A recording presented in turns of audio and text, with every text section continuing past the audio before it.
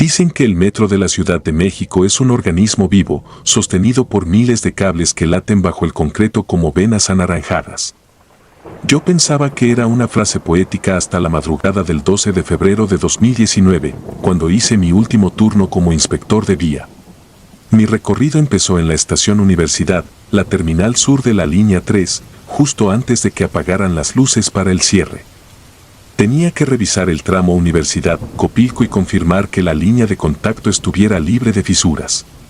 De rutina, nada parecía distinto, pero el aire se sentía saturado, espeso, como si hubiera llovido dentro de los túneles. El jefe de estación me entregó un radio que chisporroteaba incluso cuando estaba en silencio. Mientras me ajustaba el casco advertí un olor denso, metálico, diferente al tufo habitual de aceite y ozono. Lo atribuí al calor que subía de los motores, no comenté nada. Tomé la linterna y bajé al andén vacío, ese anfiteatro de azulejos verdes donde durante el día se amontonan estudiantes y músicos. Los altavoces repetían el mensaje de cierre con una voz que se arrastraba como una cinta gastada. Faltaban 7 minutos para que el sistema cortara la energía. En teoría, estaba solo. Salté al cajón de vía. El balasto crujió bajo las botas. Las lámparas de emergencia pintaban una penumbra amarga sobre los rieles. Entonces lo vi, un niño, quizá de 8 años, de pie en el extremo del andén 2, justo en la línea amarilla. Llevaba un suéter gris envuelto hasta las manos, parecía helado. Habría gritado si no me faltara el aliento. Apreté la linterna contra el pecho y avancé unos pasos. «No subas», susurró con un hilo de voz agrietada. No fue un grito, su aliento se filtró directo a mis tímpanos. Sentí un tirón en el estómago, el vértigo previo a un desmayo. El faro de mi casco parpadeó. Antes de decir palabra, el tren irrumpió en el túnel con la furia de un vendaval. Venía sin luces, sin el jadeo de frenos neumáticos. Pasó a toda velocidad, ignorando la estación, lanzando un estruendo que sacudió los azulejos hasta descascararlos. Todo ocurrió en 4, quizás 5 segundos. Cuando la estela de aire fue tragada por la oscuridad, el silencio se volvió insoportable. Subí al andén temblando. No hallé al niño.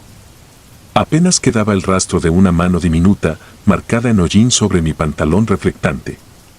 Pensé en el protocolo, informar incidentes y esperar refuerzo. Sin embargo, el radio seguía muerto salvo por un rumor de respiraciones ajenas.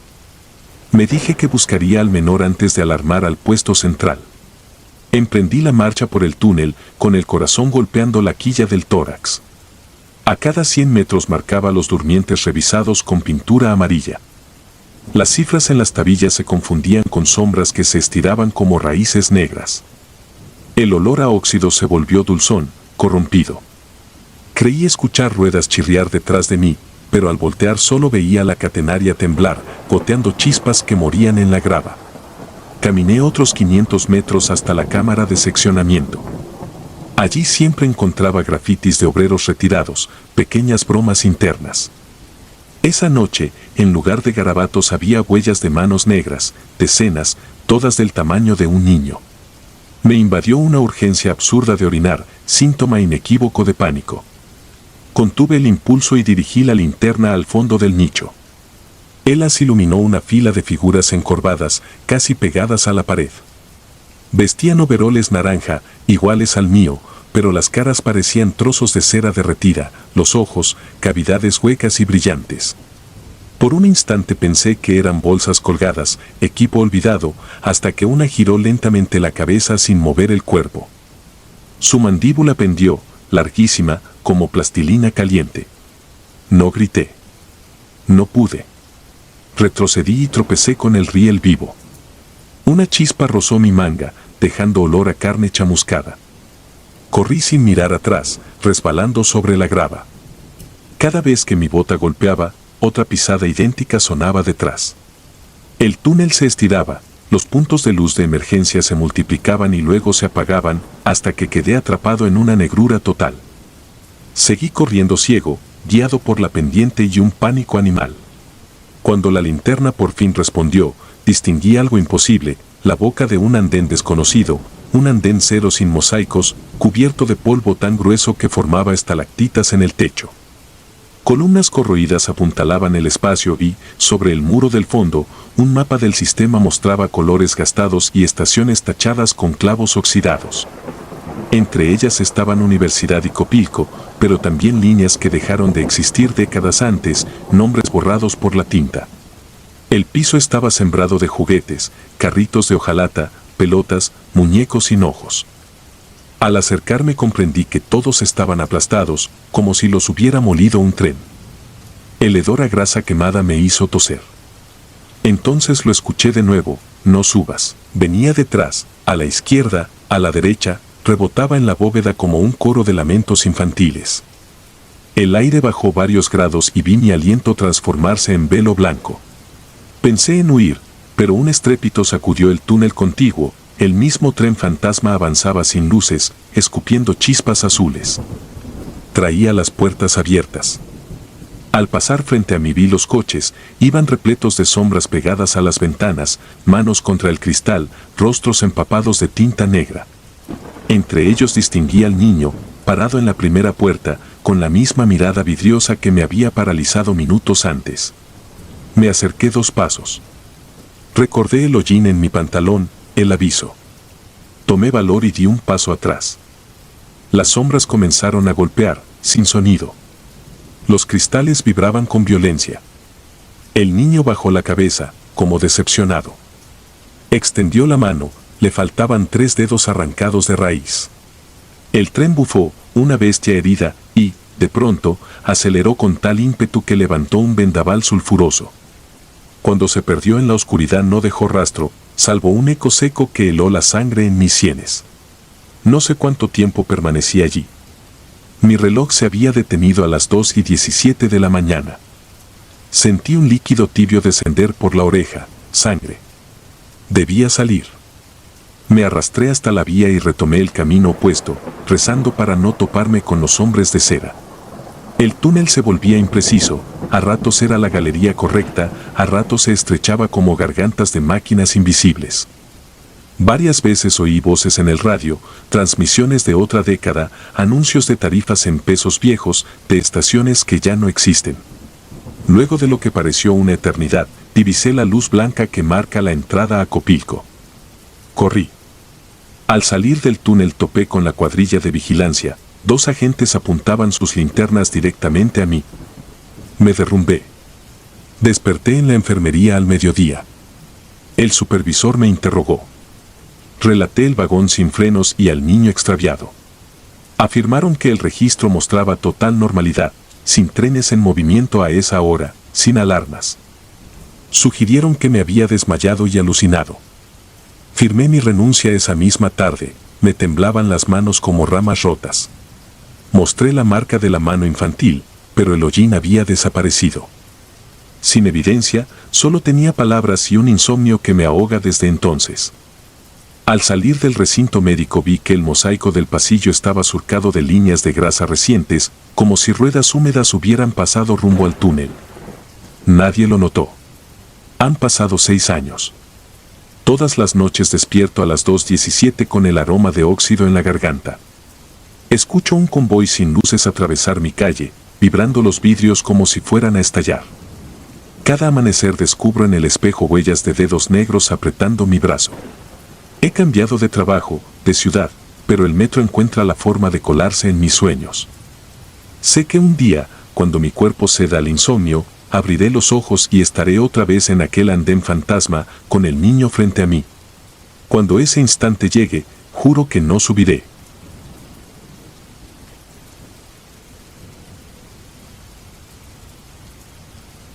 Sangre en el andén.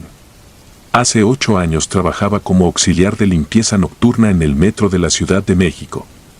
El turno empezaba a las 23:30 y terminaba cuando el primer tren del amanecer se ponía en marcha.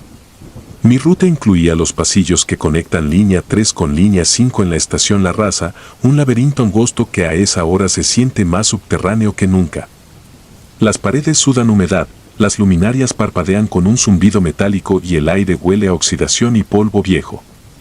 Ahí fue donde lo vi por primera vez. Apenas crucé el pasillo, distinguí una silueta sentada junto a la rejilla de ventilación.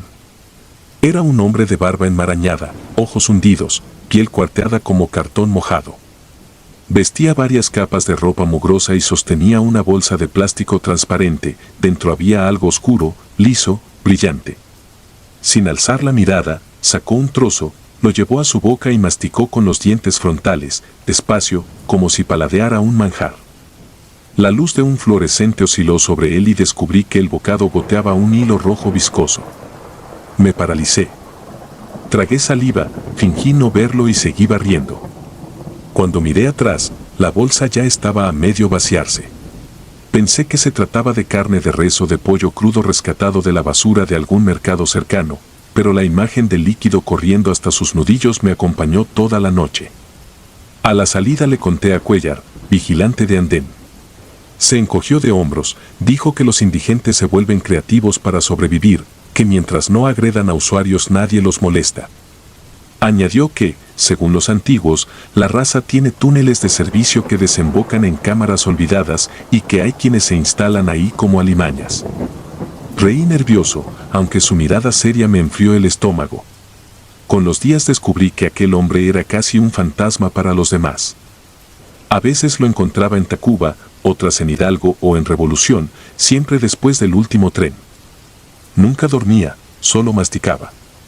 Cada encuentro coincidía con un olor férrico que impregnaba el pasillo y un grupo nuevo de carteles de Se Busca pegados en los muros. Jóvenes, vendedores ambulantes, hasta un policía bancario, rostros que de pronto desaparecían entre los vagones y no regresaban a casa. La estadística oficial hablaba de robos de órganos, ajustes de cuentas, secuestros express. Mi instinto trazaba otra línea entre carne fresca y un mendigo que la devoraba sin cocer.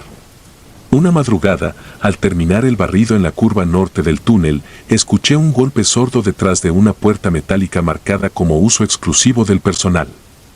El croquis que nos dieron el primer día mostraba solo un cuarto de herramientas reducido, pero el ruido no era de herramienta, era un grito ahogado. Acerqué el oído, algo rayó la plancha por dentro y luego silencio. La perilla estaba oxidada, pero el candado colgaba abierto. Empujé. El olor me golpeó como una nube de alcantarilla caliente.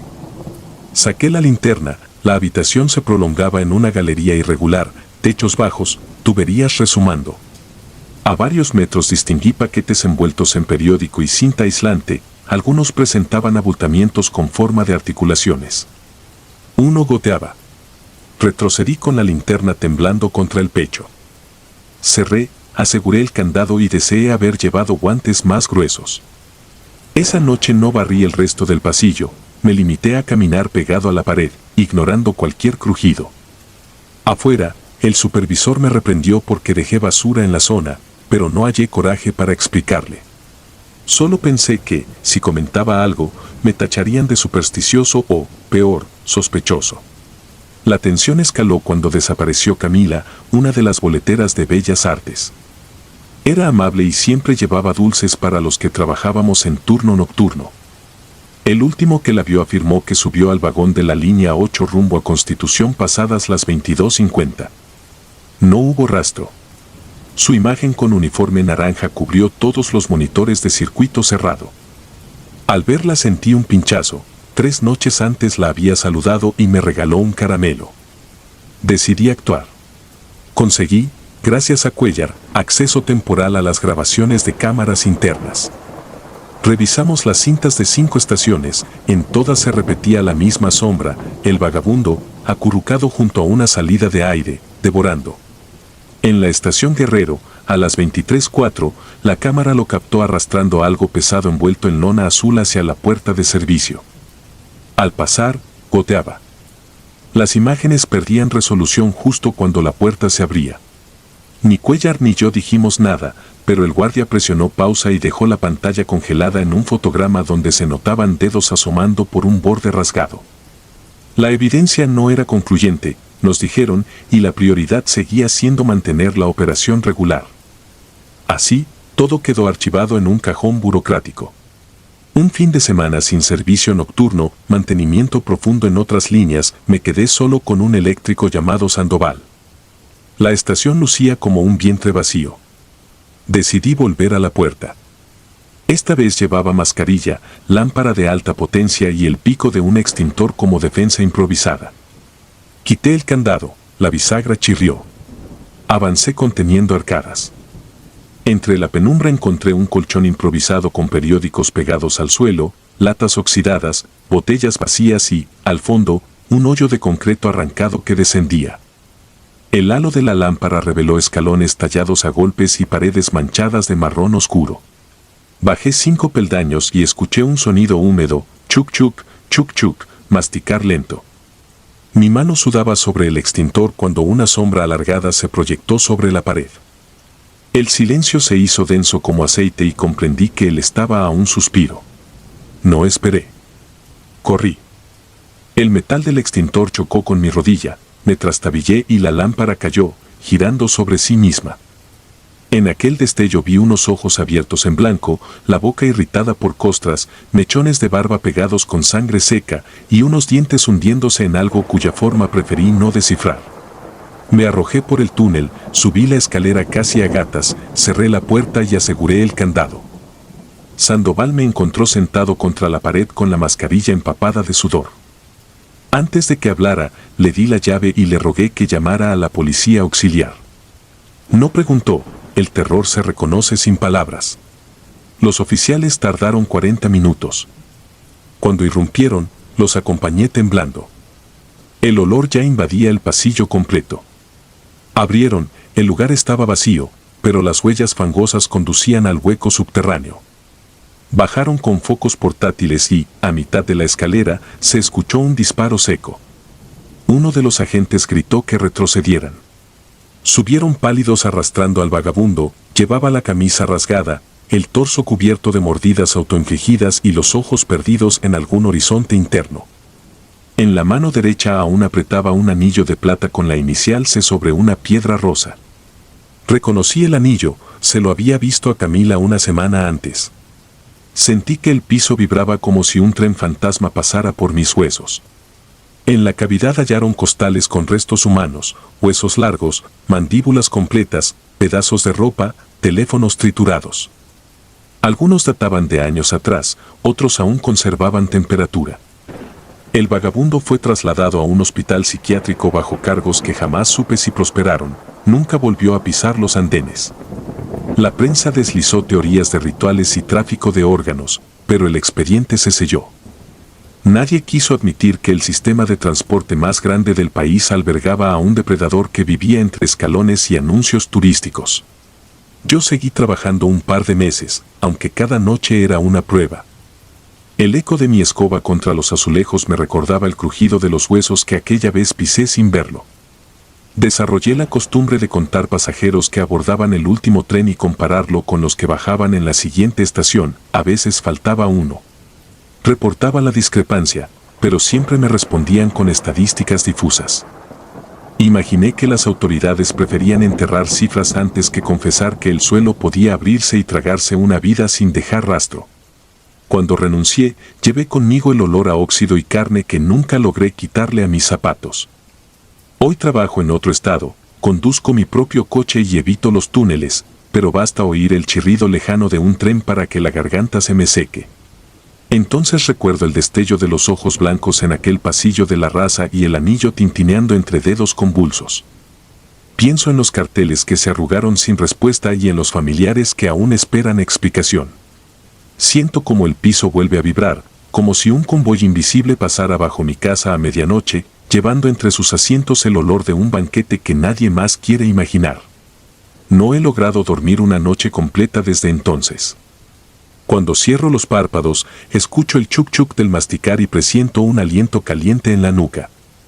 Abro los ojos, palpo mi cama y necesito encender la luz para recordar que ya no estoy debajo de la ciudad, que no soy un hueso envuelto en periódico, que el monstruo fue atrapado. Pero las luces, como las del metro, a veces parpadean, y en ese destello breve creo ver una sombra agazapada, moviendo la mandíbula con una paciencia infinita, esperando el siguiente bocado. Desde mi ventana observo la calle vacía, imagino las vías corriendo subterráneas, con sus pasillos que nadie limpia, puertas que nadie revisa, recovecos donde la oscuridad late. Y entiendo que para el hambre antigua del túnel un hombre solo fue un portador transitorio, una máscara, que aquello que ruge bajo la ciudad no se encierra con candados. Entonces aparto la cortina, apago la luz y trato de convencerme de que el ruido que se acerca es solo el viento, aunque resuena igual que los frenos chirriantes del primer tren del día.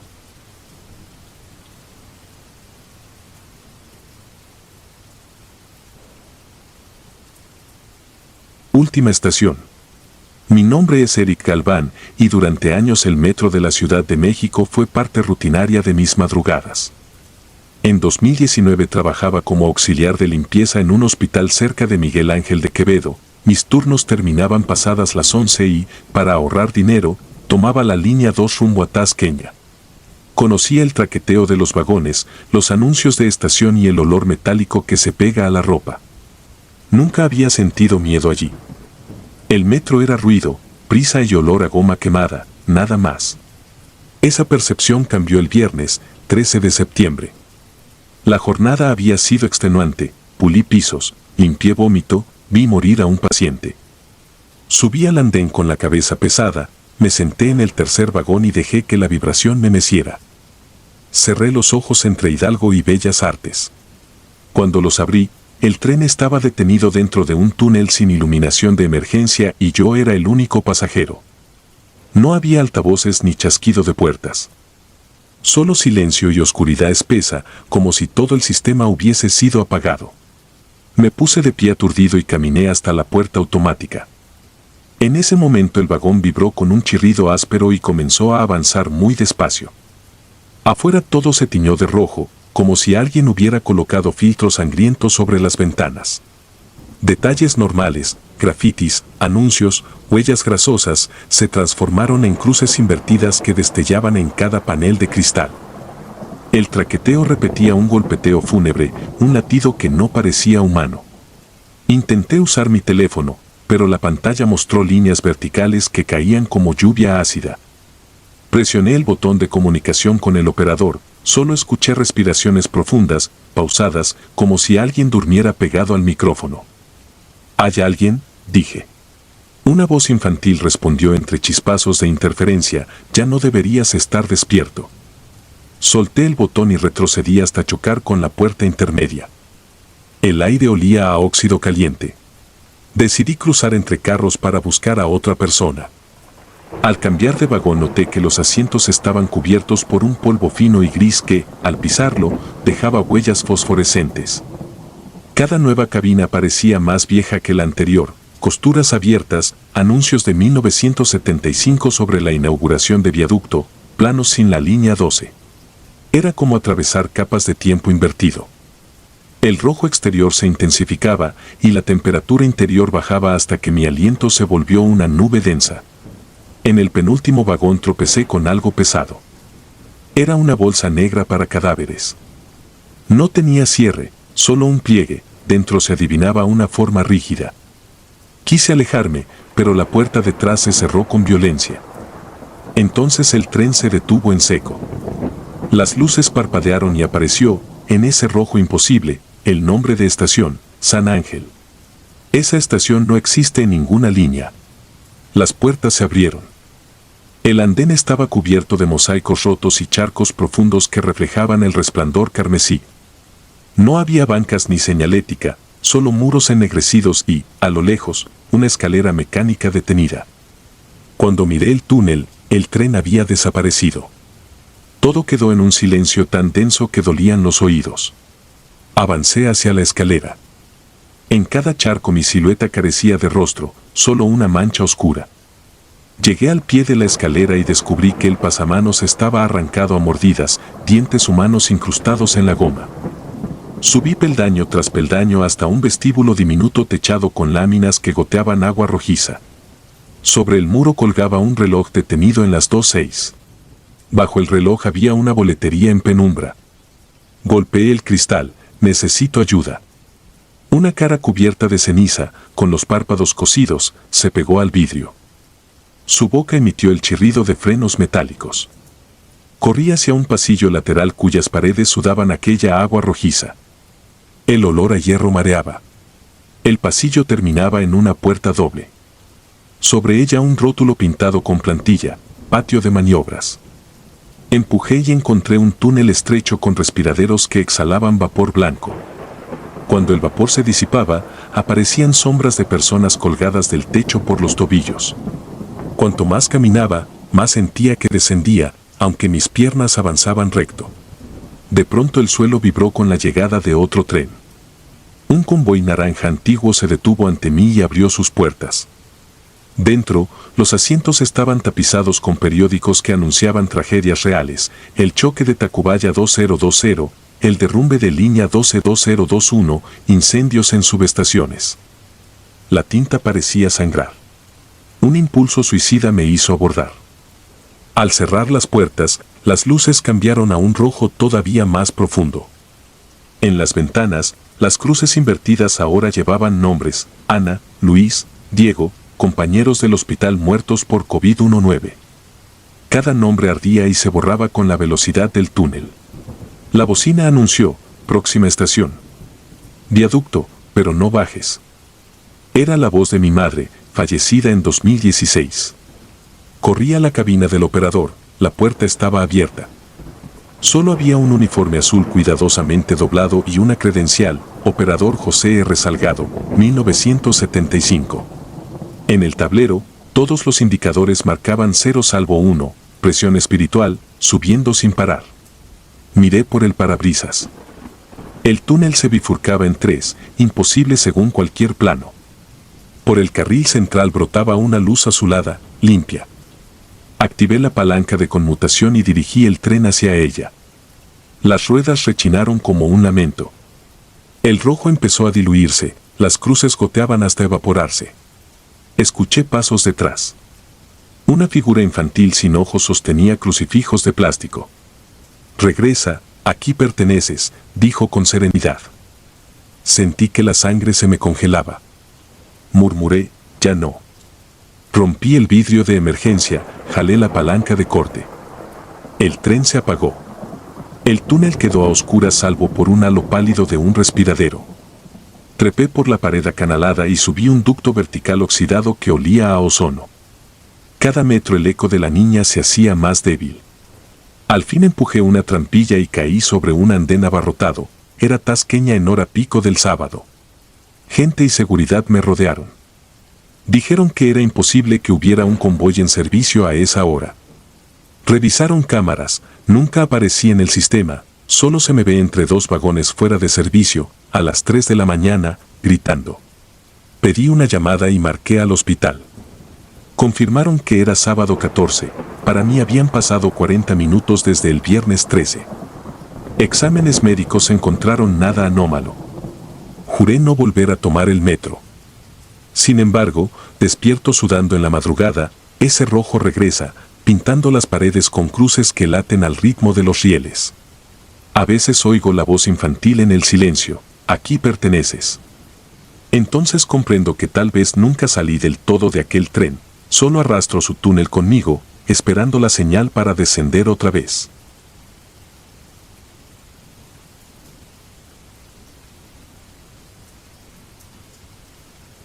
Fondo perdido. Siempre me gustó viajar ligero, pero aquel 3 de marzo de 2014 llevaba la mochila rebosante de cuadernos de campo. Recién había comenzado a hacer prácticas como geólogo para la construcción de la ampliación en la línea 12 del metro de la Ciudad de México. Era domingo y, aunque mi turno terminaba a las 7, me entretuve revisando muestras hasta casi las 8:30. Salí por el acceso de Periférico Oriente, crucé el torniquete y caminé por ese pasillo interminable donde parece que el aire se queda atrapado entre los anuncios viejos y el olor ferroso de los rieles. Había muy poca gente. 2 vendedores ambulantes guardaban sus termos de café y un policía bostezaba apoyado contra la pared de azulejos naranja. Bajé hacia el andén dirección Mixcoac.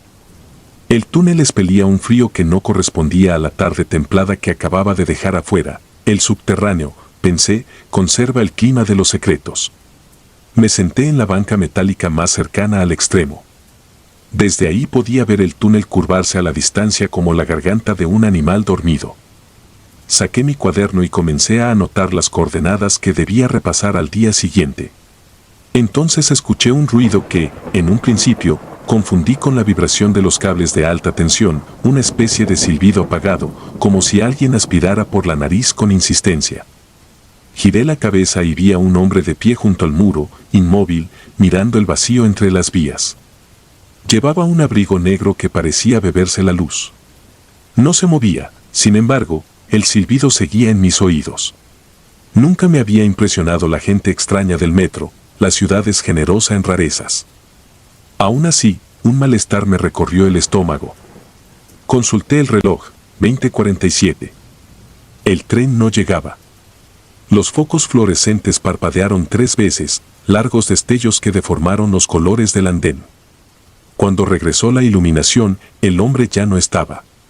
El sonido tampoco. Me levanté con el pulso acelerado y di un par de pasos hacia donde lo había visto. En el suelo quedaba una huella húmeda con la forma exacta de un pie descalzo. Volví a la banca, tomé la mochila y me acerqué al borde. Desde la rejilla de ventilación subía un olor a tierra removida, idéntico al que inhalaba cuando perforábamos el subsuelo para sacar testigos de arcilla saturada. Una bocanada que traía consigo algo más, un matiz ligero de carne rancia. Procuré no pensar en ello. A lo lejos apareció la luz del convoy. El tren se deslizaba lento, como si arrastrara un peso invisible. Cuando frenó, las puertas se abrieron con un chasquido hueco que retumbó en el túnel. Subí al vagón casi vacío. Solo había una mujer sentada del lado izquierdo, cerca de la unión articulada que vibra en las curvas. Llevaba un rebozo azul marino, con el rostro oculto bajo la penumbra. Me acomodé a media distancia, recosté la cabeza en el cristal y cerré los párpados, decidido a olvidarme del día. El convoy arrancó. Los tubos cromados tintineaban al paso de las ruedas. Entre el golpeteo del tren, escuché un murmullo suave, como si alguien recitara una letanía. Abrí los ojos. La mujer seguía en su lugar, pero ahora tenía las manos juntas en el regazo, los dedos se movían sin tocarse, danzando con una agilidad imposible, igual que huesos deslizados sobre hielo. El vagón se sumergió en un tramo particularmente oscuro del túnel en dirección a Atlalilco. Las lámparas interiores se atenuaron un segundo, lo suficiente para revelarme un detalle: las manos de la mujer terminaban en muñones parduzcos, desprovistos de uñas. Aún así, los dedos inexistentes seguían tecleando un rezo silencioso en el aire. Un sudor frío me empapó la espalda. Me puse de pie y avancé hacia la puerta contigua. Justo cuando el tren redujo velocidad, la letanía se detuvo. Volteé y comprendí que la mujer se levantaba también, su rebozo arrastrado por un viento inexistente. De debajo de la tela asomaba una hilera de pies desnudos, no 2, sino varios pares minúsculos, grisáceos, aferrados al piso como racimos de raíces. Sentí que el corazón se me subía a la garganta. Las puertas se abrieron en la estación Ermita. Me precipité fuera del vagón. El andén lucía desierto. La pantalla de tiempos estaba apagada. En el silencio solo persistía el rechinar metálico de los ejes reduciendo marcha. Caminé hacia el centro del andén, sin atreverme a voltear atrás. Cuando lo hice, la mujer ya no estaba. El tren, sin embargo, no partía, parecía retenido por algo invisible. El chirrido cesó y se fundió en un gorgoteo distante. Respiré hondo y decidí subir a la superficie.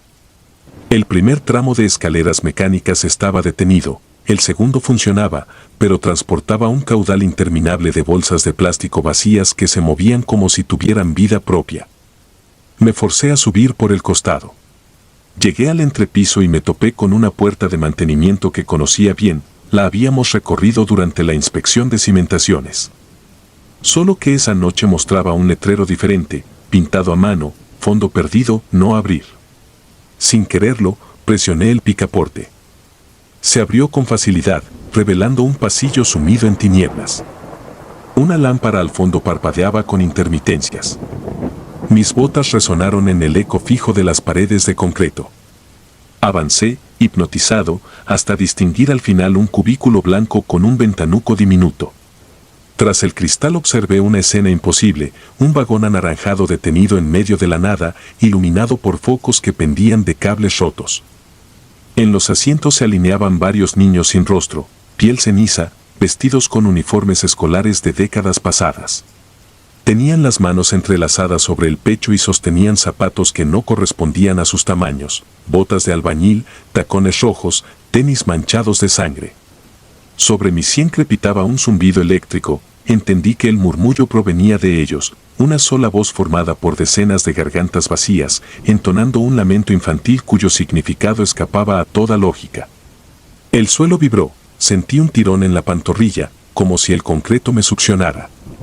Volteé, la huella húmeda del pie que había visto antes aparecía ahora detrás de mí, creciendo hacia mis botas, multiplicándose con cada pulsación del piso. Me arranqué de allí y corrí pasillo arriba.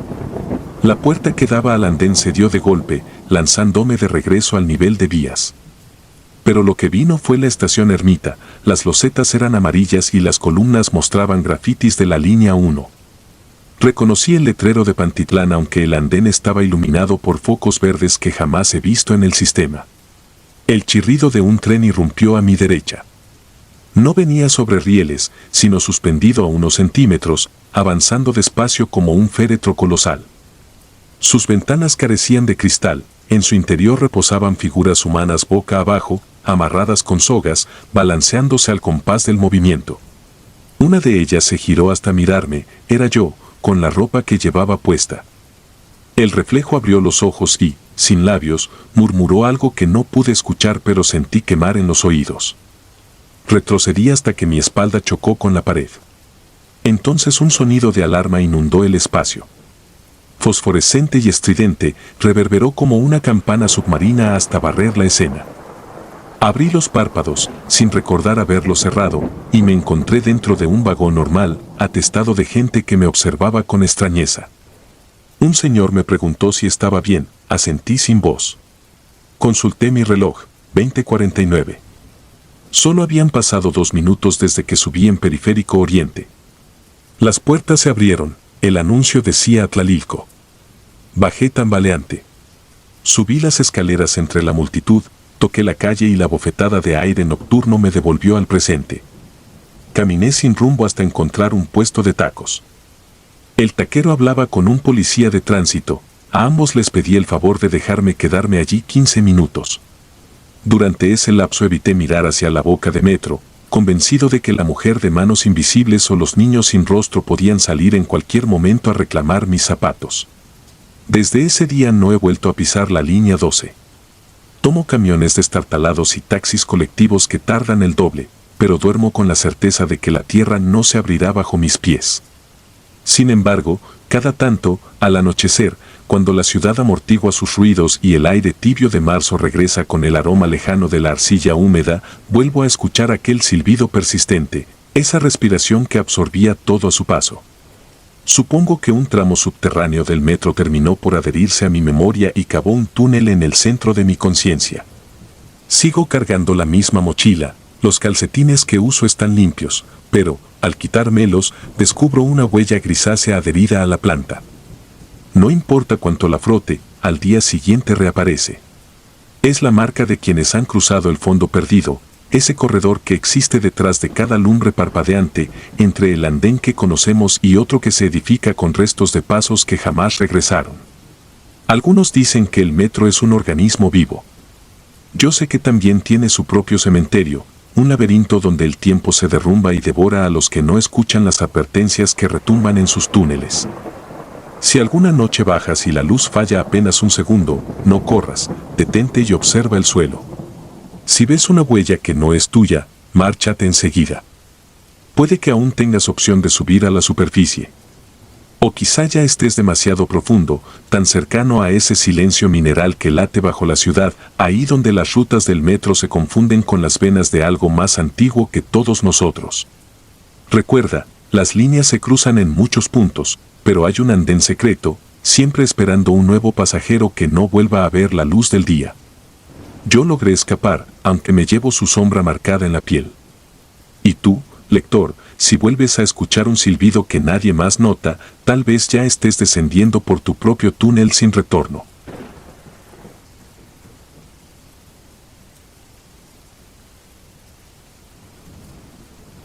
Número 41.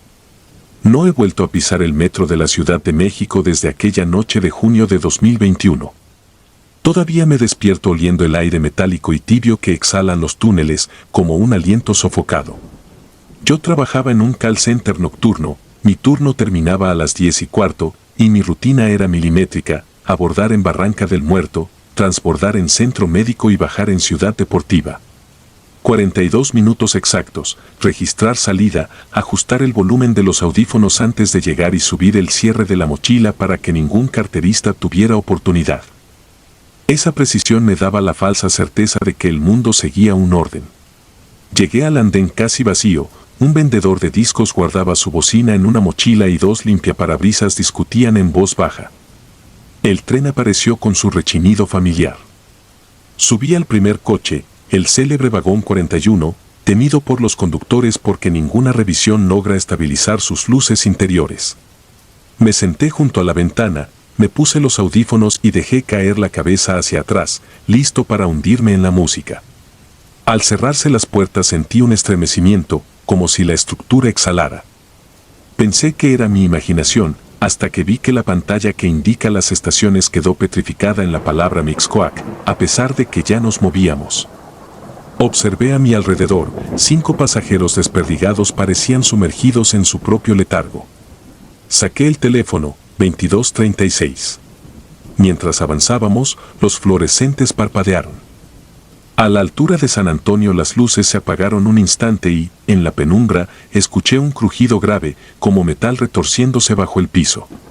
Cuando regresó la luz, frente a mí, del otro lado del pasillo, estaba sentado un hombre idéntico a mí, misma chamarra, misma mochila, mismo teléfono, incluso el rasguño en la ceja. Miraba hacia abajo, inmóvil. Un escalofrío helado me recorrió. Clavé los ojos en mis zapatos, no quería confirmar su existencia. El tren frenó y pensé en bajarme en Chilpancingo, pero dudé y las puertas se cerraron antes de decidir. Al alzar la vista, el asiento estaba vacío. Mi cerebro buscó explicaciones, pero mi piel sabía la verdad, seguía allí, acechando desde algún punto ciego. La siguiente parada debía ser Centro Médico, pero el altavoz anunció: Estación Sevilla, correspondencia con línea 5. Sevilla pertenece a la línea 1 y no conecta con la 5. Me levanté. El mapa sobre la puerta lucía distorsionado, las rutas se entrecruzaban formando ángulos imposibles. Intenté fotografiarlo, pero la pantalla de mi celular mostró nieve electrónica, la batería marcaba 99%, pero la hora había retrocedido a 22:28. El vagón arrancó y un olor a humedad rancia reemplazó el aire. Los otros pasajeros estaban congelados en posturas demasiado rígidas, una mujer sostenía un libro abierto en la misma página, un hombre trajeado tenía los párpados a medio caer, pero el pecho no se movía. El silencio era tan espeso que escuchaba mis propios latidos rebotar en los cristales. Las luces se apagaron, enseguida se encendieron los focos de emergencia, bañando todo en un resplandor rojo. En esa penumbra escuché, amplificada por las bocinas, mi propia voz: ¿por qué sigues aquí? Me llevé la mano a la garganta, yo no había hablado. Antes de reaccionar, las puertas se abrieron. Detrás no había andén, solo un túnel estrecho cubierto de azulejo azul de los años 70. Bajé sin pensarlo. El piso vibraba con un pulso hueco, como un corazón subterráneo. A lo lejos distinguí un letrero oxidado: Tacuba 1970. Tacuba existe, pero aquel corredor no. Sentí un chirrido, el vagón partía vacío. Todas las ventanas estaban negras, excepto una, donde mi reflejo sonreía con la boca demasiado abierta. Se me aflojaron las piernas. Las lámparas estallaban detrás de mí, obligándome a avanzar. Carteles de campañas obsoletas cubrían las paredes: vacúnate contra la poliomielitis, función estelar en el Teatro Blanquita, boleto 10 pesos. El aliento se volvió vaho aunque fuera junio. El pasillo descendió y desembocó en un vestíbulo circular iluminado por una luz amarillenta. En el centro, una expendedora de boletos giraba su manivela sola. Sobre ella leí una placa, inauguración 1969. Mi reflejo en el cristal oscilaba. Un ruido metálico me obligó a girar. Del túnel emergían siluetas de trabajadores con overoles naranjas. Arrastraban picos y palas oxidadas, pero sus botas no producían sonido. Al unísono levantaron los cascos. Donde debían estar los ojos había cavidades que resumaban un líquido oscuro. Abrieron las bocas y emitieron el pitido que precede al cierre de puertas.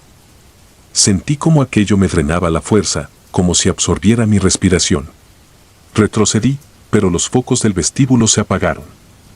El único resplandor provenía del fluido que goteaba de sus rostros.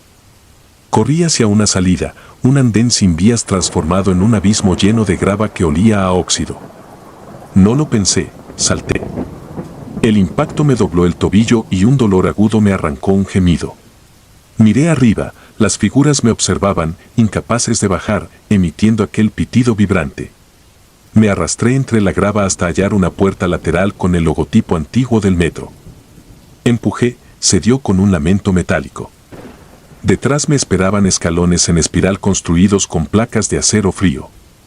Descendí, sosteniéndome de la barandilla helada. El pitido se quedó atrás y lo reemplazó un goteo constante.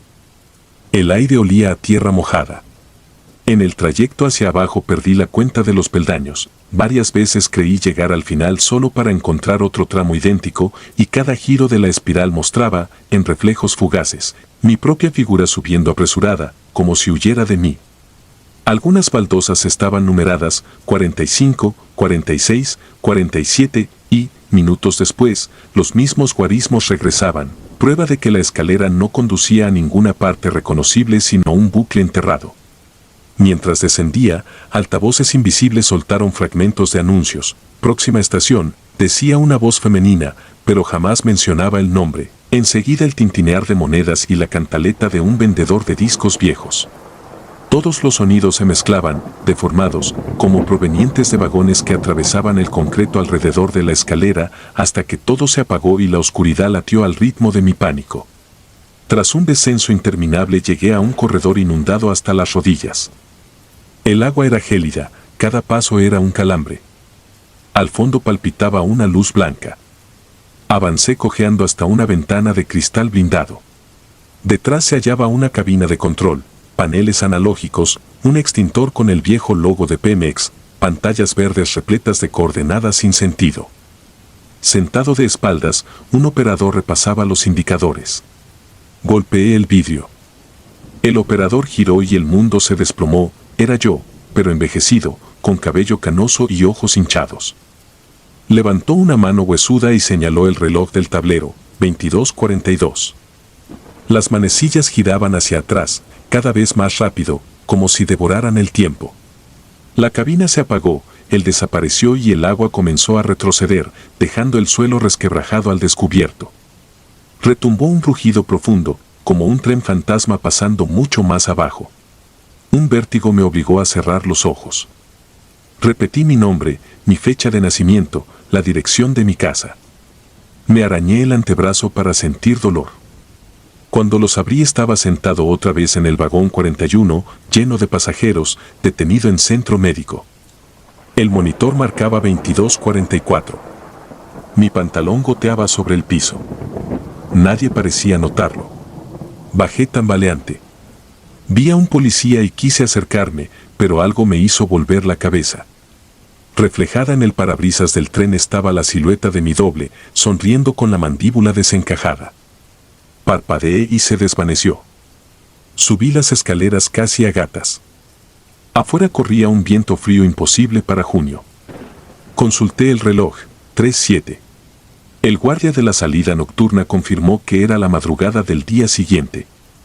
Había perdido casi 5 horas. Intenté denunciar lo sucedido. Me miraron como a un desvariado.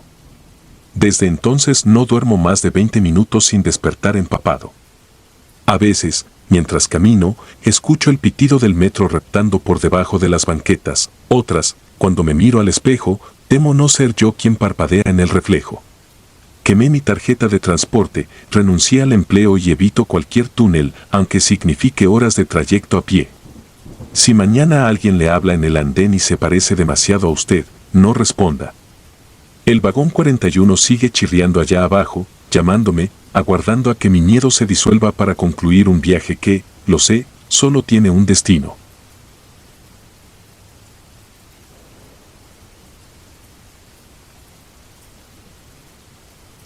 Último aviso. Trabajo saliendo tarde desde hace años. Aprendí a conocer el metro por dentro, el olor a metal calentado, el aire que empuja cuando un tren entra, los anuncios que a veces fallan y repiten la misma frase como si tuvieran vida propia.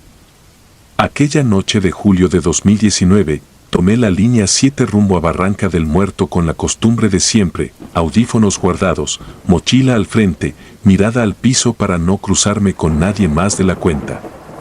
Llovía arriba, abajo, el piso tenía un brillo húmedo que delataba filtraciones. Eran las 23:42 cuando el convoy se detuvo en San Joaquín y, por un minuto, todas las luces titilaron. Pensé en un bajón de energía y no le di importancia. Llegué al final de la línea poco antes de medianoche. Barranca del Muerto huele diferente a esa hora, mezcla de cloro de la limpieza con el aire añejo de los andenes vacíos. En la pared, un letrero amarillo avisaba que cierta rampa lateral estaba cerrada por mantenimiento. El acceso estaba bloqueado por una cinta naranja y un anuncio pegado con cinta transparente. Yo siempre subía por ahí para tomar la salida de AV Revolución, porque acortaba camino hacia la parada del camión. La otra ruta implicaba rodear, cruzar un pasillo largo y pasar por un tramo donde a menudo dormían 2 o 3 personas sin techo. Me resigné a rodear. Di la vuelta y entonces lo vi, un guardia, uniforme azul marino, chaleco reflectante, lámpara en mano. Apareció en el quiebre del pasillo como si me hubiera estado esperando. Se veía cansado, con la piel curtida, y su lámpara alumbró primero mis tenis y luego mi cara. No por ahí, dijo, señalando con la lámpara hacia la rampa clausurada. Aún anda ahí la mujer. La forma en que dijo la mujer no fue teatral ni para asustar. Sonó a instrucción de alguien que ya había limpiado un derrame de aceite, sacado borrachos del andén y corrido ratas con una escoba. Asentí sin discutir. El guardia me hizo un gesto para que lo siguiera por el otro camino. Caminó delante de mí, lento, como probando el piso. Yo iba atento a sus pasos y al eco de mis propios tenis. Pasamos junto a una cámara de seguridad. La luz roja, la del indicador, parpadeó y escuché esa voz metálica del sistema de audio. Por su seguridad, al bajar utilice el pasamanos. La frase se repitió 2 veces, solapada, como si 2 grabaciones compitieran. Llegamos a una esquina donde el plafón mostraba humedad. El guardia se detuvo ahí. Señaló el corredor de salida. Siga derecho. No se detenga en la curva, dijo. Y si siente que alguien viene atrás, no voltee. Abrí la boca para preguntar qué pasaba en esa curva, pero él ya había dado media vuelta. Caminó hacia el área clausurada con la lámpara apuntando al piso, como buscando un derrame invisible. Me quedé quieto un segundo, preguntándome si debía agradecer. No me salió la voz. Seguí sus indicaciones. El corredor parecía más largo que otras noches. La curva que mencionó no era gran cosa, un giro amplio hacia la derecha, sin nada especial. Me repetí que no pasaba nada, que era pura sugestión. A medio giro, sentí un aire frío en la nuca, el tipo de corriente que solo se nota cuando la piel está sudada. Me incliné un poco hacia adelante, apreté la mochila contra el pecho y aceleré. No volteé. Escuché unos pasos que no eran míos, más cortos, como si alguien caminara descalzo. Me dije, va detrás, no mires. Seguí. En la salida, el taquillero bostezaba de cara a la pared. Yo iba a saludar por inercia, pero no salió nada de mi boca. Ya en la calle, la lluvia estaba convertida en una llovizna fina. Caminé hasta la parada del camión sin mirar atrás. Llegué a casa con la rutina de siempre: ducha, sándwich, revisar que el celular cargara. Me costó dormir, no por miedo sino por una inquietud rara que se me quedó pegada al cuerpo, como cuando vuelves de una alberca y aún sientes agua en el oído. Puse una alarma para no quedarme dormido. Cerré los ojos. Al día siguiente, cumplí con el trabajo y regresé a la misma hora. No pretendía cruzarme de nuevo con el guardia, pero lo hice. Estaba junto a la máquina de boletos, con la lámpara colgando de la muñeca por una trenza de hilo negro. Esta vez me animé a hablar. Gracias por ayer, le dije. Me fui por el otro lado, como dijo. El hombre me miró sin sorpresa. Tenía ojeras profundas y una cicatriz en la ceja. No se acostumbre a esa rampa, contestó. Se abre sola cuando no deben. No supe qué responder. Pasé los torniquetes. Vi que el guardia se quedaba quieto, como escuchando algo en el radio que nadie más oía. Bajé al andén. Mientras esperaba, noté a una mujer parada sola, cerca de la línea amarilla. No pudo haber tenido más de 30. Llevaba un vestido oscuro que parecía de oficina y el cabello empapado como si hubiera salido a la lluvia sin paraguas. No se movía. No miraba el túnel ni el reloj digital. Solo estaba ahí, con la mirada perdida hacia el piso. Cuando el tren llegó, no subió. Tampoco se apartó. El aire del convoy la obligó a dar un paso atrás, un paso mecánico, sin voluntad. Las puertas se cerraron. Yo subí. En el vagón, me quedé junto a la puerta. Ver a la mujer desde adentro me dio la impresión de estar observando una fotografía pegada en la pared, siempre con la misma postura. El tren arrancó y me llevó, con esa vibración de metal molido que acostumbramos ignorar. Volví a Barranca una noche más tarde, decidido a salir temprano para no toparme con nada extraño. Fue peor. La cinta que clausuraba la rampa estaba tirada, pegada al piso por la humedad, como una víbora aplastada. El anuncio de cerrado por mantenimiento había desaparecido. Los conos de plástico estaban acostados de lado. No vi al guardia. Pensé en la advertencia. Y, aún así, caminé hacia la rampa abierta. Quería comprobar que no había nada, que todo era una exageración. La rampa, en bajada, tenía lámparas cada 10 metros. 3 estaban apagadas. A la mitad, el silencio se sentía presionado, como si las paredes guardaran respiraciones viejas. Me detuve en seco. No escuché pasos, pero sentí presencia. Esa palabra tan desgastada se volvió concreta al notar un perfume floral, tenue, frío, imposible de ubicar. Di un paso atrás. La lámpara de la pared frente a mí encendió con un zumbido sordo. La luz formó mi sombra alargada sobre los azulejos. Y, al final del pasillo, justo donde la rampa gira, apareció la figura de una mujer empapada. Era la misma del andén, o eso quise creer. Tenía la cabeza inclinada y el agua le escurría por el pelo como si aún estuviera debajo de la lluvia. No avanzó. Tampoco retrocedió. Solo estaba. Yo podía haber gritado. Pude correr. No hice ninguna de las dos.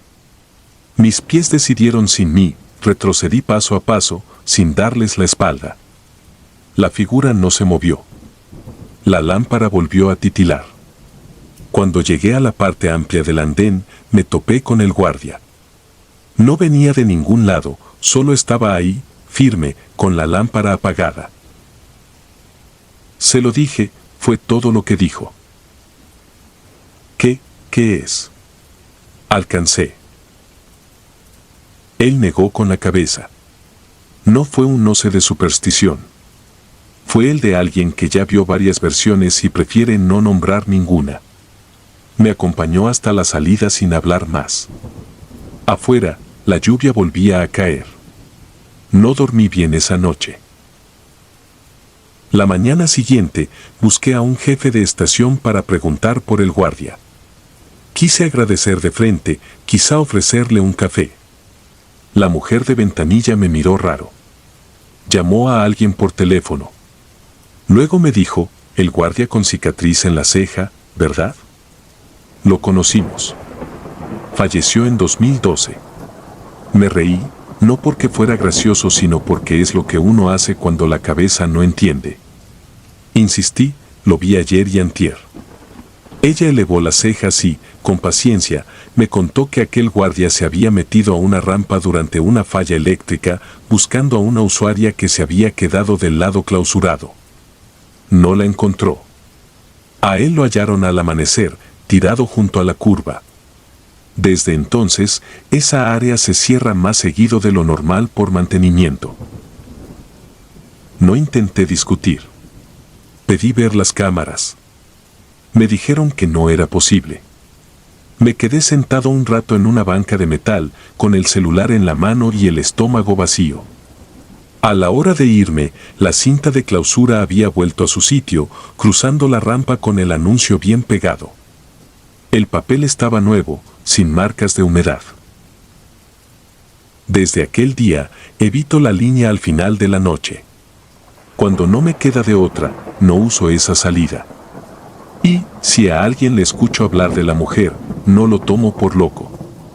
Hay detalles que guardo para mí, el perfume floral que a veces me acompaña 2 estaciones, la sensación de aire frío en la nuca en la misma curva, la voz metálica que se mete en la frase de los altavoces y la descompone como si fuera la garganta de alguien.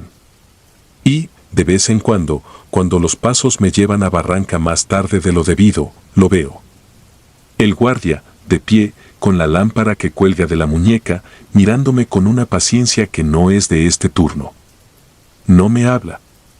No hace falta. Ya entendí su último aviso.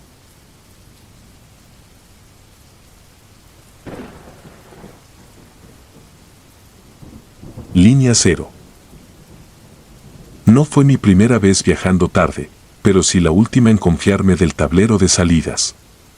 Era noviembre de 2019, casi medianoche, y venía de entregar unas tomas en Tacubaya.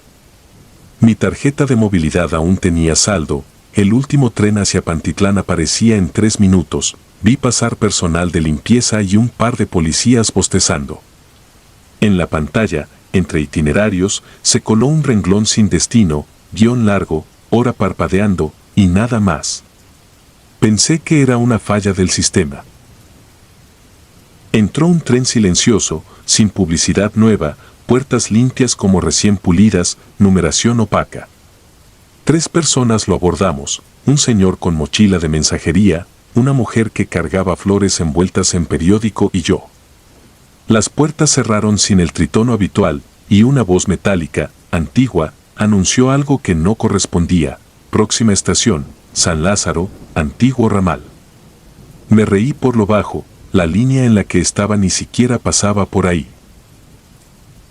Arrancamos con un jalón áspero, como si las ruedas mordieran una vía olvidada.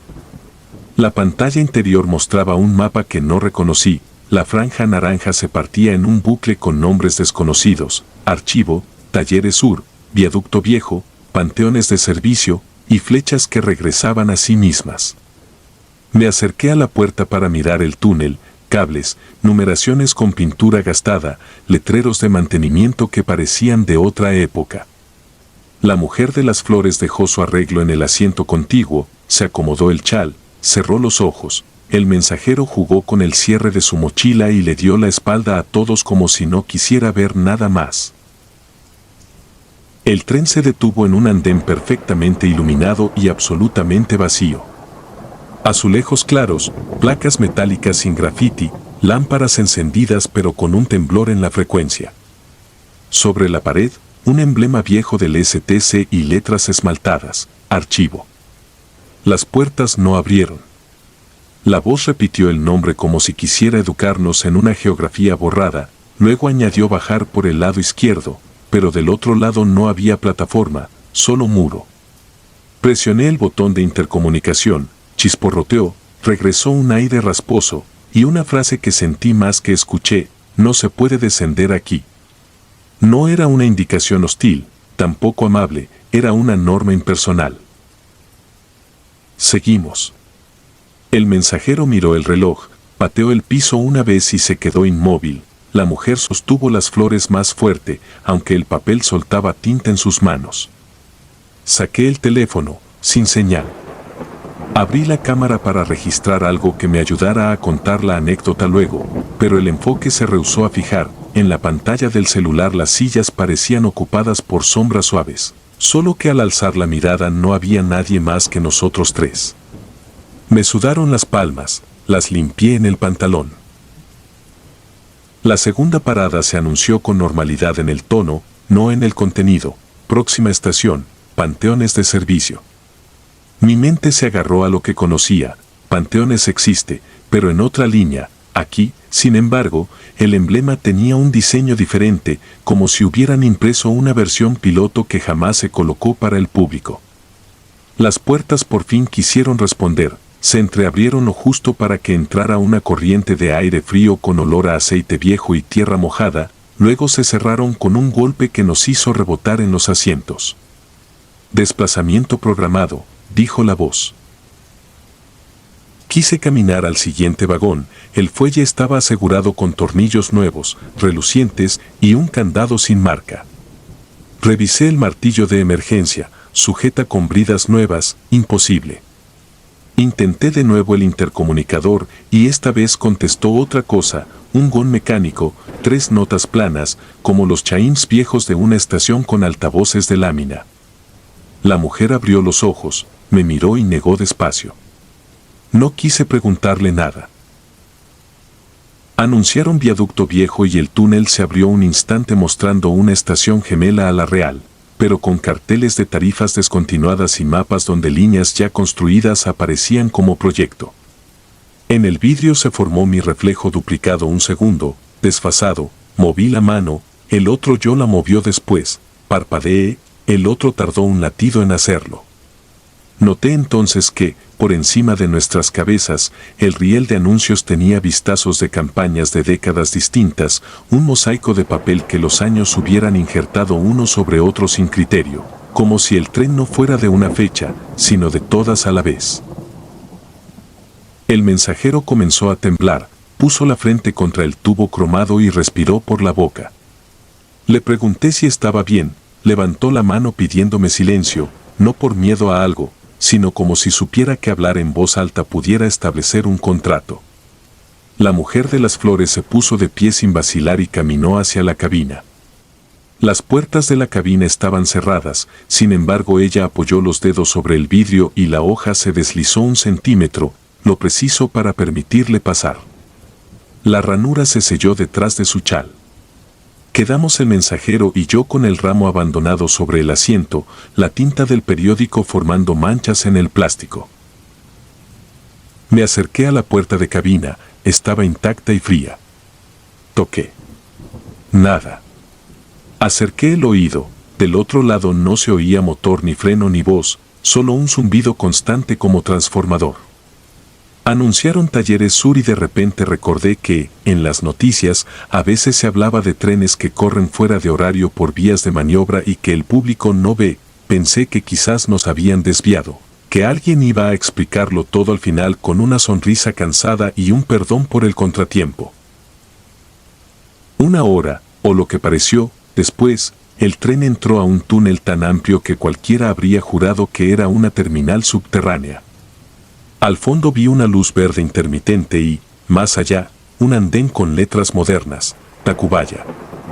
Reconocí los mosaicos, el olor a fritanga que a veces se cuela cuando suben charolas demasiado cerca, el eco de pasos ajenos.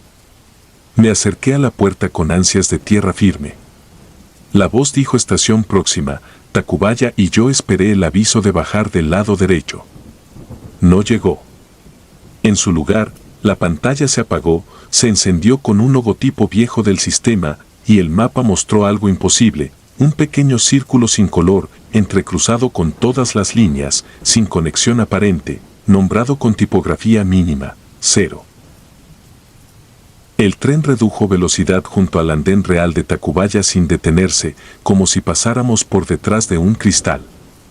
Vi, a través de otra capa, a los mismos policías de hace un rato. Uno levantó la cabeza como si le hubiera dado comezón la nuca. Quise golpear la puerta.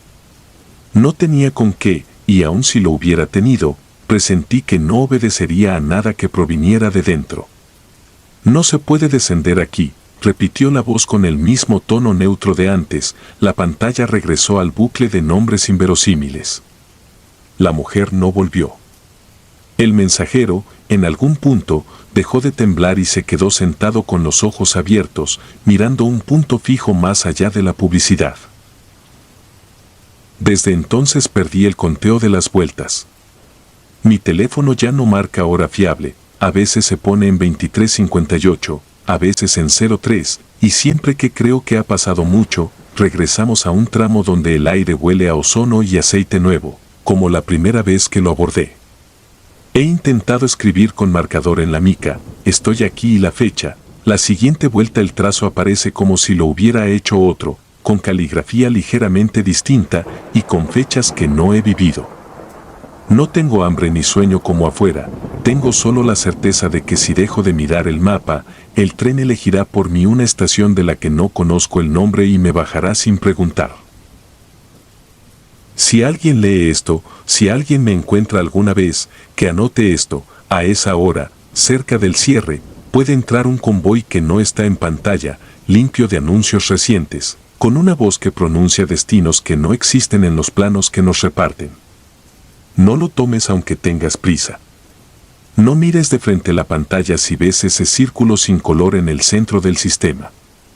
No intentes abrir la cabina, no te sientes donde alguien dejó flores envueltas en periódico. En la última vuelta que recuerdo, al pasar junto al andén real, me vi a mí mismo del otro lado, con mi mochila, mi tarjeta en la mano, dudando si subirme. Alcé la palma contra el vidrio, el de afuera dudó un segundo más y guardó la tarjeta.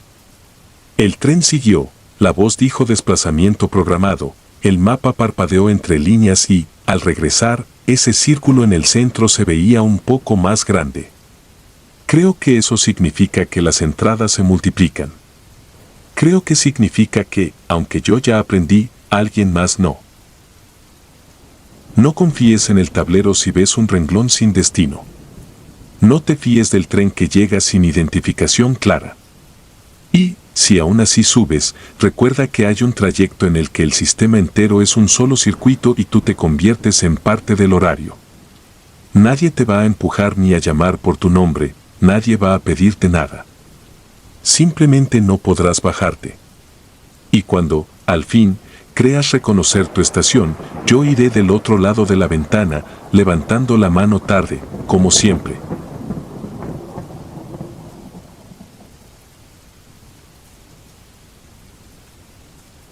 Pelota sin rebote. Trabajo de noche en el metro desde 2016. Me acostumbré a la rutina, cerrar rejas, contar pasos entre columnas, revisar que nadie quede dormido en los asientos fríos del último convoy. Terminal aérea es distinta a otras estaciones, el aire trae un olor que no viene del subsuelo, sino de los aviones que pasan como sombras encima. Uno aprende a vivir con ese zumbido, con las bocinas apagadas, con el parpadeo de una luz que nadie cambia porque mañana llega la cuadrilla. La noche que cuento fue un jueves de baja afluencia, ya pasada la 1. Hice lo de siempre, inspección de andén, verificación de puertas, reporte en radio. A las 3:33, hora que casi nadie mira, escuché un bote seco en la loseta. No era lata ni botella. Era algo que rebotaba con ritmo medido, como si alguien jugara sin prisa. Asomé la cabeza por el pasillo que conecta a los torniquetes y vi la pelota. Venía de lejos, sin dueño. No soy de asustarme fácil. Caminé hacia ella para detenerla con el pie y devolverla al puesto de objetos extraviados. Antes de tocarla la vi girar sola a mi izquierda, entrar al área de servicio, pasar frente a un letrero de personal autorizado. Se detuvo como si me esperara. Metí la mano en el cinturón buscando la llave maestra y pasé. El pasillo olía a humedad vieja. La pelota avanzó, suave, como si supiera el camino. La seguí con una linterna de mano que ya se quería apagar. Frente a la puerta que da a la cabina de cámaras la vi detenerse otra vez. La levanté. No pesaba como debería. El material no era hule ni cuero. Al tacto, fría. Sentí fibras, no costuras. La linterna rozó la superficie y distinguí algo que me dejó sin aire, un mechón oscuro pegado en espiral. Cerré la mano con fuerza y la bajé al piso. No quise mirar más. Regresé al andén para pedir apoyo. El radio chisporroteó y apenas se oyó. ¿Qué se te ofrece? Dije lo que podía decir, objeto sospechoso en área restringida. Solicito revisión.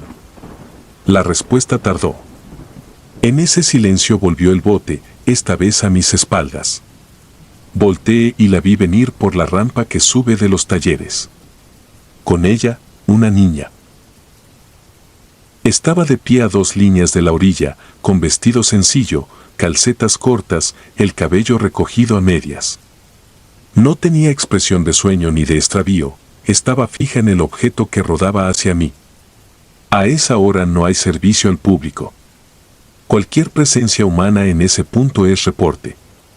Quise acercarme despacio, manos adelante, como enseñan en los cursos. Dije suelta, ven conmigo, te llevo arriba. No contestó. La pelota llegó a mis botas y se detuvo sin chocar, como si me midiera. La empujé con la punta. Rodó 1 metro y regresó sola. Alcé la linterna para encandilarla un poco y que la chica parpadeara. En el haz de luz vi lo que negaba, no era un juguete. Era una cabeza sin sangre a la vista, limpia de un modo imposible, con el cabello pegado por un lado, como si hubiera dado demasiadas vueltas sobre sí misma. Los ojos no estaban cerrados. Estaban fijos donde debería estar yo. No grité. No corro en el servicio. Respiré hondo y me repetí que el cansancio hace trucos. Aún así, el cuerpo sabe cuando no hay truco. Me arrodillé sin acercar la mano. La niña seguía quieta, mirando a la nada. El radio volvió a sonar con un crujido. En camino, 5 minutos. 5 minutos son una eternidad cuando no quieres lo que tienes enfrente. La cabeza, que yo había dejado inmóvil, empezó a girar despacio. No rodó. Solo giró, lo justo para que el cabello se desplazara como en agua. A mi derecha, el monitor del reloj digital cambió de 3:33 a 3:34 con ese salto azul que siempre me tranquiliza. No me tranquilizó. La niña dio un paso hacia la orilla y se detuvo con los dedos justo al borde. Me levanté. No uso palabras solemnes para hablar de esto. Antes de trabajar aquí fui paramédico. He visto la calma rara que queda después de un impacto. Aprendí a reconocer cosas sin tocarlas. Ese aprendizaje me sostuvo cuando la bola de cabello volvió a moverse y quedó mirando hacia el túnel en dirección a Pantitlán. Sentí el viento leve que antecede a un convoy de mantenimiento, ese que hace vibrar los anuncios, aunque en bitácora no había circulación programada. Miré hacia el túnel, oscuridad quieta. Aún así, algo venía. La niña bajó la vista a la pelota. Yo también. Quise decirle que se apartara, que subiera a la línea amarilla. No me atrevía a hacer movimientos bruscos. Levanté la mano para señalar el límite y vi que llevaba pegada una cinta hospitalaria vieja, de esas que anotan nombre y fecha. No la traía minutos antes. La luz de la linterna alcanzó a leer una inicial y un año, 2011. Ese año atendí un accidente en circuito interior, justo bajo los aviones. Una menor. No pudimos entregarla con vida. La conexión me heló. No pienso que todo esté escrito. Pienso que en ciertos puntos de la ciudad se quedan cosas suspendidas, ruidos, miradas, ritmos. Terminal aérea tiene demasiadas entradas y salidas, demasiadas puertas al mismo sitio. A veces algo que debería marcharse no encuentra por dónde.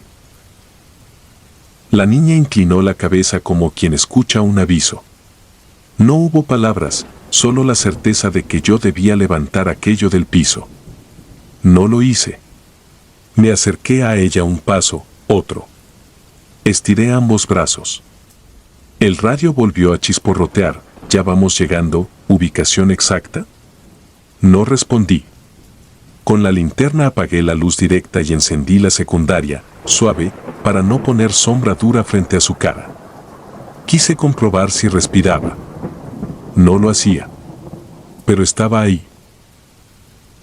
El viento aumentó lo justo para levantarme la camisa. No venía convoy.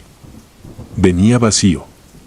Una presión larga, como cuando abren una puerta grande en un edificio y el aire se reorganiza. La pelota giró una última vez y se detuvo con el cabello hacia mí.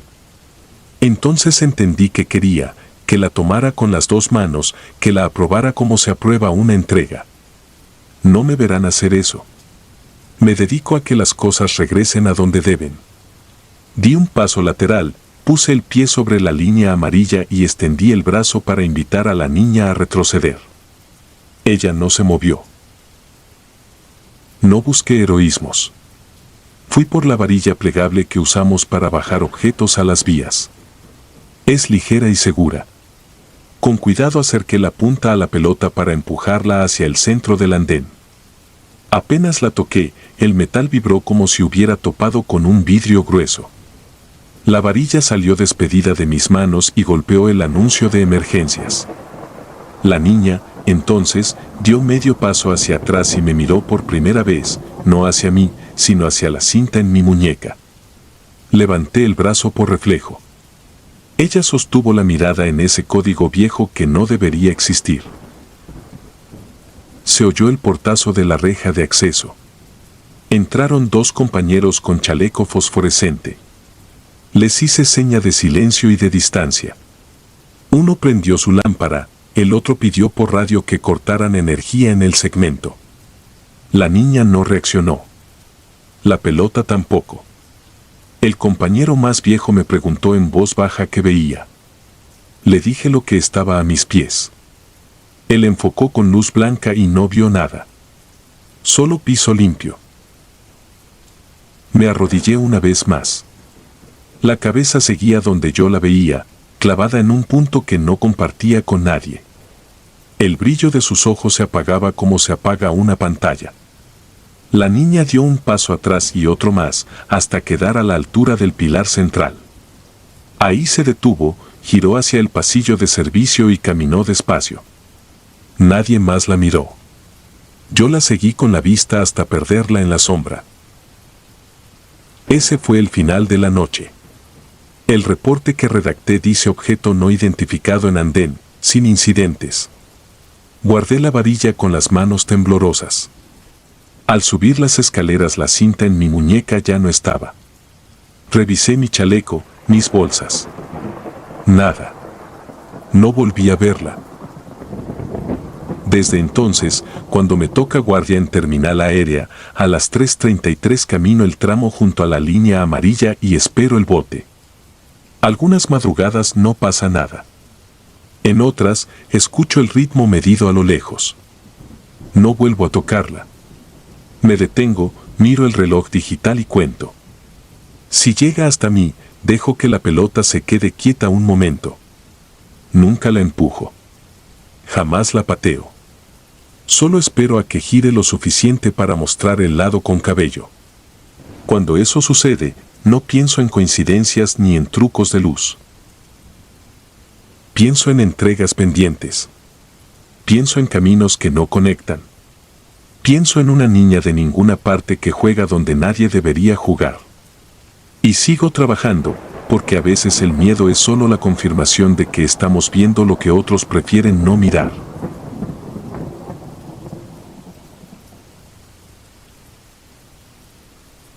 Línea muerta. Comunidad paranormal, antes de que apagues la luz quiero compartir algo que jamás he contado entero, porque apenas lo revivo siento que las paredes se me acercan.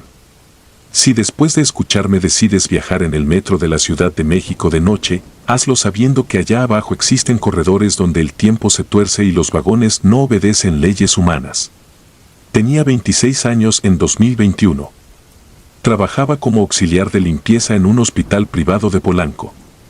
El turno terminaba a las 0:15 horas y para ahorrar usaba la línea 7 hasta Tacuba, luego transbordaba a la línea 2 rumbo a Tasqueña. Esa madrugada de abril no me dolían los pies como otras veces, pero traía la mente densa. Acababan de entregarnos un quirófano recién remodelado y me tocó pulirlo solo. El olor a desinfectante seguía clavado en mi garganta cuando bajé las escaleras de la estación Polanco. Me sorprendió ver la taquilla abierta, la empleada bostezaba con la cara pegada al cristal, como si esperara a un último rezagado. Fui yo. En el andén había apenas 3 personas, un hombre trajeado que leía algo en su celular, una señora cargando bolsas de mercado y un chavo con uniforme de guardia de seguridad. El tren llegó sin hacer demasiado ruido, puertas abriéndose como si lo hicieran a regañadientes. Nos esparcimos dentro, yo me senté en medio del vagón, apoyando la cabeza en la ventana empañada. Todo normal hasta que pasamos San Joaquín, un chillido metálico estremeció los focos del techo y el convoy se quedó sin impulso. Las ruedas rasparon los rieles y nos detuvimos entre túneles, sin siquiera la cortesía de un anuncio por altavoz. Al principio nadie dijo nada. Las lámparas de emergencia se encendieron con un brillo anémico que apenas delineaba los asientos. El guardia avanzó hasta la cabina del conductor, golpeó la puerta y regresó encogiendo los hombros. Permanecimos así quizás 5 minutos, después 10, la señora empezó a rezar en voz muy baja. Yo sentía el aire cada vez más espeso, cargado de un olor eléctrico, parecido al de los hospitales cuando se va la luz y los aparatos se quedan en silencio. De pronto se apagaron también las lámparas de emergencia y nos hundimos en una oscuridad compacta, ni un LED, ni un zumbido, nada. Quise mirar mi celular, pero la pantalla se negó a encender. Pensé que se había acabado la batería, aunque la había cargado poco antes. Escuché el temblor contenido en mi respiración y, a lo lejos, un chasquido que no pertenecía a la mecánica del tren. Algo goteaba, resonando en el concreto como si alguien caminara descalzo sobre charcos invisibles. Nadie se movía, lo sentía por el silencio tenso que nos aglutinaba. Entonces una sirena muy suave, de frecuencia grave, vibró en todo el vagón, no llegaba de bocinas ni de megáfonos, sino de la propia estructura, como si el metal se quejara. La oscuridad se rasgó de golpe. Una luz violeta surgió del pasillo que conecta los vagones, oscilando igual que el filtro de un club nocturno. Iluminó al hombre trajeado durante un segundo, su mente debió ceder porque cayó de rodillas y empezó a llorar sin sonido. La señora se levantó y tropezó con él, sus bolsas rodaron esparciendo verduras sobre el piso. El guardia sacó una linterna diminuta que apenas dibujaba el tubo cromado. Tomé la decisión visceral de buscar la salida del vagón, la puerta estaba fría como hielo. La empujé con el botón gris, sin éxito. Fue la primera vez que noté que, aunque el tren llevaba detenido 15 minutos, nuestra sensación de calor corporal había desaparecido. Hacía un frío de sótano abandonado. El violeta se apagó tan repentino como había nacido. Quedamos otra vez ciegos, pero escuché un crujido de puertas al final del convoy y después un murmullo que parecía venir de muchos metros más adelante, pasos arrastrados, respiraciones exaltadas, golpes contra el aluminio. Era la tripulación de algún vagón anterior. Percibí la vibración de sus pisadas acercándose a nosotros. Sentí alivio, hasta que distinguí que no era una única comitiva, los pasos tenían ritmos distintos, chocaban entre sí, y las voces, si lo eran, flotaban moduladas por eco antiguo, un castellano raspado que mi mente no ordenaba en palabras. El guardia reaccionó primero. Gritó que permaneciéramos juntos, pero su voz sonó tan delgada como la batería de un juguete a punto de morir. Hubo un estruendo, la puerta intermedia se abrió y una ráfaga de aire nauseabundo inundó el vagón. Con la linterna alcanzó a revelar siluetas borrosas cruzando el pasillo, no parecían pasajeros. Sus brazos se balanceaban en ángulos extraños, y sus cabezas estaban cubiertas por algo que brillaba como cascos húmedos. El pánico se desató en segundos. La señora chilló una palabra ininteligible y se arrojó contra la ventana, rebotando y cayendo al suelo. El hombre trajeado se quedó inmóvil, ojos abiertos, boca temblando sin emitir sonido. Yo busqué mi mochila, casi a tientas, y extraje la navaja de trabajo que uso para abrir cajas en el hospital. No pensaba atacar, mi instinto primitivo necesitaba sentir un arma. El guardia retrocedió hasta nuestra puerta, la forzó con la llave que pendía de su cinturón. Con un chasquido liberó el cerrojo y empujó, la puerta basculó hacia el túnel, mostrándonos la negrura sin forma. El aire del túnel era aún más helado. Saltamos uno tras otro. El piso rugoso de gravilla mal compactada cedía un poco bajo las suelas.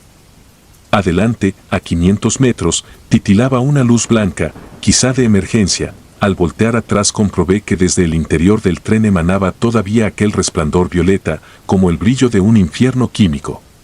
Algo se movía tras el cristal, presionándolo desde adentro. El guardia nos ordenó caminar pegados al muro de concreto, sin mirar al tren. No sé cuánto tiempo seguimos aquella instrucción, las botas me dolían, las piernas temblaban, y sin embargo el cuerpo avanzaba, hipnotizado por la idea de volver a ver un andén iluminado. Entonces la señora se detuvo y susurró que oía a su hijo. Yo no escuchaba nada, pero ella dejó caer las bolsas restantes y se escabulló hacia la oscuridad lateral. Nadie atinó a sujetarla. Su figura se deshizo en sombras tan rápido que resultó antinatural, como si hubiera atravesado una cortina líquida. El guardia masculló un insulto y nos urgió a continuar. Los focos del túnel chisporrotearon. Por un instante vi, delante de nosotros, el andén desierto, y tras él un vestíbulo recubierto de azulejos amarillos. Reconocí la estación Colegio Militar, aunque la ruta de esa hora nunca debía detenerse ahí. Entramos al andén casi en tropel. No había anuncios, ni reloj, ni letreros LED. El silencio era absoluto, mis oídos zumbaban de tanta presión. El guardia tanteó su radio, apretó botones sin resultado. El trajeado seguía a mi lado, respirando tan superficial que pensé que se desmayaría. Busqué alguna salida y vi las escaleras hacia la superficie, pero en ellas danzaba una penumbra más densa. El guardia decidió llevarnos por el pasillo que conecta con la línea 5. Al franquear el torniquete abierto descubrimos un corredor largo e inclinado, enrollado en un aire distinto, como de ruinas. El azulejo, antaño naranja, estaba cubierto de una costra oscura que se desprendía a retazos. Avanzamos. Al fondo se distinguía una puerta batiente sostenida por un candado oxidado. Cada paso resonaba exagerado, como si el corredor multiplicara el eco. Observé huellas mojadas sobre el piso, parecían de botas y se dirigían en sentido contrario al nuestro. Alguien venía hacia nosotros. La intuición me erizó la piel. Bajo la luz mortecina del corredor apareció una silueta que cojeaba. Su cabeza oscilaba con un tic nervioso. Vestía un uniforme antiguo del servicio de vigilancia, logo del STC que ya no se usa. Llevaba un silbato colgando del cuello, el mismo sonido que escuchaban mis padres cuando el metro inauguró líneas nuevas en los 70. El guardia a mi lado murmuró que aquel uniforme desapareció hace décadas. La figura sacó el silbato a su boca y sopló. El pitido atravesó nuestro cráneo, limpiando la memoria como un borrador frenético. Imágenes sin orden se amontonaron en mi mente, vagones naranja recién pintados, boletos de cartoncillo, gente corriendo al andén durante el sismo del 85. Cerré los ojos y sentí que mi cuerpo se llenaba de polvo, de hierro corroído, de lamentos subterráneos. Cuando los abrí, estaba solo. No vi al trajeado ni al guardia. Solo el pasillo delante, la puerta batiente empujada por un aliento invisible. El silbato cayó. Caminé con cuidado hasta la puerta. Era pesada, áspera, la abrí empujando con el hombro. Al otro lado encontré un vestíbulo que no conocía, mosaicos verdes, lámparas tubulares colgando bajas. Había un reloj mural detenido en las 3 horas. Una escalera de caracol ascendía y, en su vórtice, se filtraba una claridad anaranjada. Subí, arrastrando los pies, mareado. Emergí en la calle. Reconocí de inmediato el mercado de Sonora. Pero el aire olía a leña y ni un auto transitaba. Miré alrededor, postes de luz con anuncios de campaña fechados en 1979. Como llegué ahí, nadie lo explicó nunca. 2 patrulleros me encontraron al amanecer, sentado junto a la reja del mercado, cubierto de polvo gris que olía a ozono. Mi credencial marcaba domicilio en Iztapalapa y fecha de nacimiento correcta, pero la hora en sus radios indicaba las 6:55 horas del día siguiente. Habían pasado casi 30 horas desde que bajé a Polanco. Declaré toda la madrugada y salí sin cargos, aunque con la advertencia de ver a un psiquiatra. Aquel mismo día supe en las noticias que la línea 7 estuvo funcionando sin incidentes, ningún tren se detuvo entre estaciones ni hubo reporte de evacuaciones. Desde entonces no piso el metro. Cuando alguien me pregunta la razón, digo que prefiero el metrobús porque es más ventilado. La verdad es que a veces, al cerrar los ojos, escucho el silbato antiguo y siento de nuevo el aire helado empujarme a un túnel sin estaciones ni relojes. Y descubro que mi cronómetro interno se detiene, las horas se enciman y mis recuerdos sufren pequeñas erosiones, como vagones desmantelados por óxido invisible. Si algún día te toca viajar solo en la última corrida y las luces parpadean, no confíes en tu reloj. No hables con guardias cuyo uniforme no reconozcas. Y si un silbato, viejo como el cemento agrietado del metro, te llama por tu nombre, recuerda que allá abajo el tiempo no es lineal, es un circuito cerrado, condenado a repetir tragedias que nadie vio y que el concreto se niega a olvidar. Sal mientras puedas, arriba, al menos, el sol todavía impone la noción de mañana. Abajo, la noche es permanente y los trenes, a veces, continúan viajando sin pasajeros vivos que los reclamen. Porque la línea no está muerta. Somos nosotros quienes, al entrar, corremos el riesgo de quedar por siempre atrapados en su latido subterráneo.